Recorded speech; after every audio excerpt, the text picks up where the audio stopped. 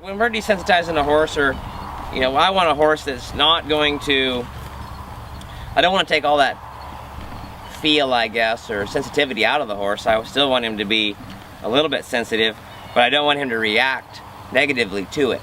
So if something happens, I want him to, it's okay if he gets a little worried, just as long as he doesn't run me through the next 3 barbed wire fences when he's trying to get away from it. And so that kind of goes back where that whole thing we're talking about. I don't care if he gets scared as long as he still lets me direct his feet. And part of that is I have to be able to let him have a place to go.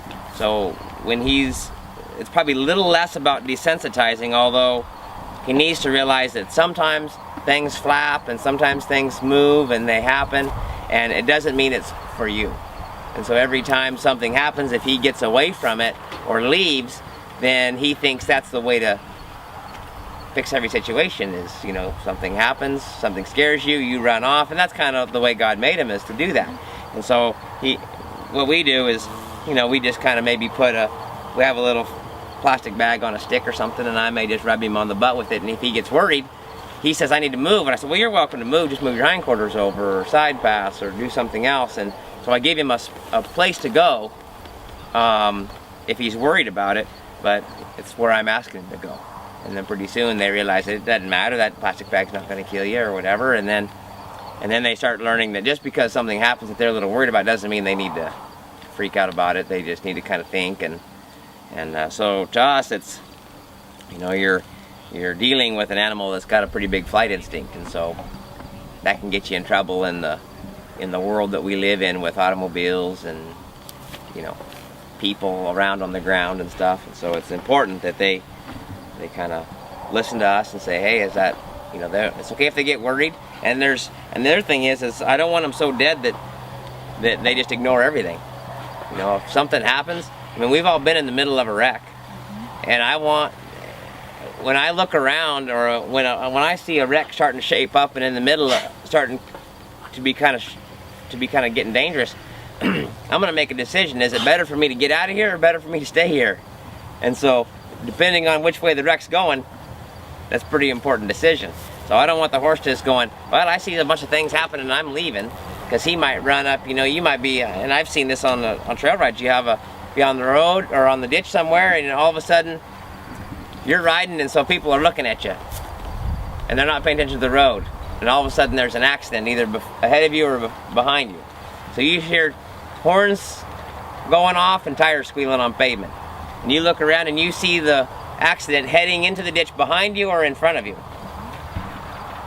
You don't want to be going either one of those two directions. If it's heading for you, you want to be getting out of there.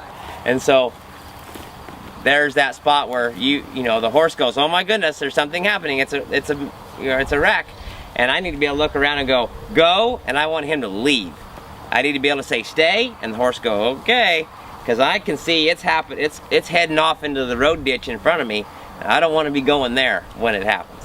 And so that's the thing about getting them desensitized to things, is I don't want to take all the feel out of him, but I just want him to be obedient. When he gets scared, he says, what do we do now? And so that's yeah, or he gets up, he kind of gets tight, and I've had horses that have told me when things are getting ready to go south. The horse starts getting tight, and I look around and go, oh, look at that guy putting his slicker on. And his horse is obviously worried about it, and his horse is worried about it, and my horse starts getting kind of, because his horse is getting. And so I start going, looking around, making sure I've got somewhere to go. And so, sometimes you kind of need to be aware of things, and your horse will tell you, hey, or they'll see a plastic bag go, kind of filled with air, and it's kind of tumbling over the grass and coming to you, and you're out of ride, and you'll see your horse kind of get a little tense. You look over there and go, oh, there it is, and just move your horse's butt over so he can see it as it goes by, instead of just ignoring it, and then all of a sudden it's right here, and he jumps in the air and tries to kick at it and bucks you off, and just because, we weren't paying attention to what the horse was telling us. So the horse will, if he gets a little scared, I'm going to go, it's all right, what are you looking at, and I use the word support or cuddle. I'm going to wrap my legs around him and bring, not giving him a hug, but I'm going to put my arm around him like I would a kid and say, hey, I'm here, stay with me, and then we're going to figure out what's bothering him, and I'm going to go, don't worry about that, that's nothing for you, you're fine. we're gonna go do this, or I'm gonna go, yeah, probably better not step in that, or probably ought to get out of the way of that. So it's, you know, I want to use the, to me it's partnership. I want to use the horse's gifts, which are, he smells better, sees better, and hears better than I do, and runs faster than I do. And then I want him to be able to use my gifts, that I'm smarter and have a plan. And so between the two of us, we can accomplish more than either one of us can do on our own. But I have to be able to be aware, and that's why I don't want to kill his sensitivity. I want him to be there, just don't react without letting me have some input in it.